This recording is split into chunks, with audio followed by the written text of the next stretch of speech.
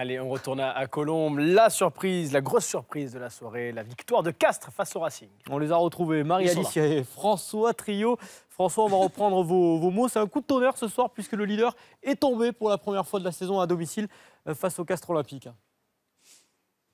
Voilà, nous, c'est un miracle qu'on soit là avec vous en direct, hein, pour tout vous dire. On peut féliciter d'ailleurs toute l'équipe technique. Mais c'est vrai qu'il y a eu un coup de tonnerre à Colombes ce soir. Et pourtant, le Racing, certes amputé par l'absence de quelques internationaux qui étaient hier à Cardiff, était quand même très complet, Marie-Alice. Il y avait un certain Dan, comme vous l'appelez, Dan Carter. Et surtout 404 sélections dans le 15 de départ pour cette équipe du Racing, qui est pourtant malmenée par Castres d'entrée de match.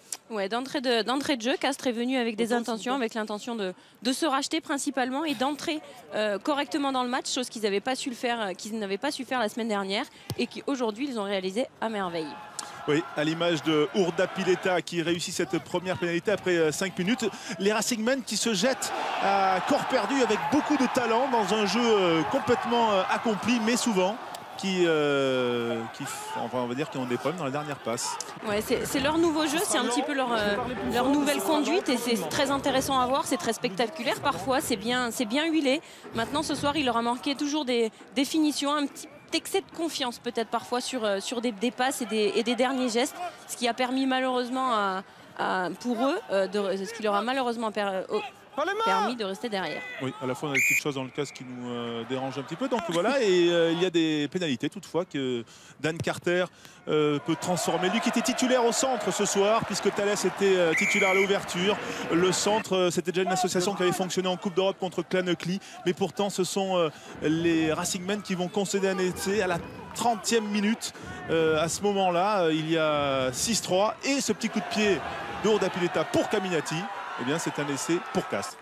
Ouais, très bien réalisé. On a vu de très belles choses, une alternance que ce soit devant, derrière, des différentes formes de jeu aussi de la part de Castres. Et là, vraiment, c'en est une des réalisations avec le très bon jeu d'Urda Pileta qu'on connaît, le bon placement de Caminati et puis la réalisation qui était parfaite. Beaucoup plus de réalisme, pourtant autant de jeu du côté de Castres. Oui, Christophe Furios qui est satisfait. 10-3 à la mi-temps, hein. Non pas 6 tout à l'heure, je me suis un petit peu emmêlé les pinceaux. En tout cas, voilà, 10-3. Et puis les Castrés, on pense que le Racing va resserrer un peu le jeu. Et ce sont les Castrés qui mettent la pression. L'image du jeune Florian Vialel, le centre, voilà, et qui met l'attaque du Racing sous pression et qui obtient une pénalité intéressante.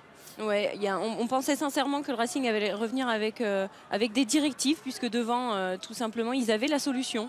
Et puis en fin de compte, non, ils ont continué à s'entêter un petit peu et Castres à défendre très bien, comme il l'avait fait dès le départ, avec des très bons joueurs tels que Vialel.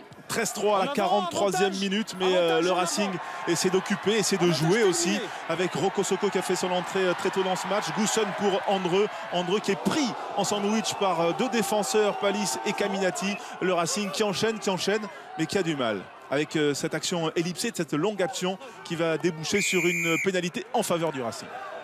Ouais, ils ont continué à montrer de belles choses, à montrer pourquoi aujourd'hui ils sont premiers au classement tout simplement. Donc maintenant voilà, à chaque fois ils ont été annihilés par des petites actions où heureusement ils ont réussi à grappiller des points. 13-6 à la 49e minute. Ils étaient premiers parce qu'ils étaient sur une série de 6 matchs sans défaite avant cette journée. Et Rouanimov, lui, il veut absolument que son équipe continue cette série.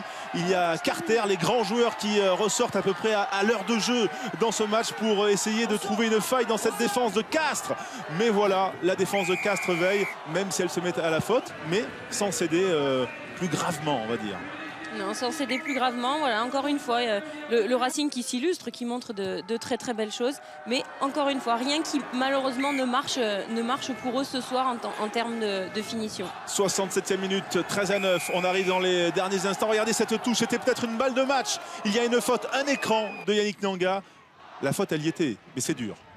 C'est forcément dur, surtout quand on sait au niveau des statistiques leur capacité dans ce secteur-là. Ce soir, c'était vraiment pas leur soir à ce niveau-là. On va malheureusement le revivre et le revoir. Ils ont perdu beaucoup de ballons sur des conquêtes, sur des finitions aussi. Voilà. Mais ce soir, en tout cas, ils étaient moins forts que Castres, avec peut-être moins d'envie que Castres en était venu chercher des points ici. Oui, Castres qui voulait se racheter de sa défaite à domicile contre Clermont. C'est chose faite. Première défaite à domicile de la saison pour le Racing et la joie dans le vestiaire de Castres.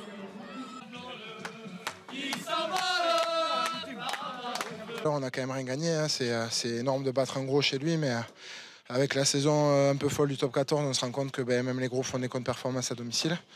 Voilà, on a su en profiter ce soir et franchement, elle fait du bien au mental parce qu'on avait un petit peu la tête dans les crampons cette semaine après cette contre-performance et ça va nous faire du bien pour travailler pour la fin de saison.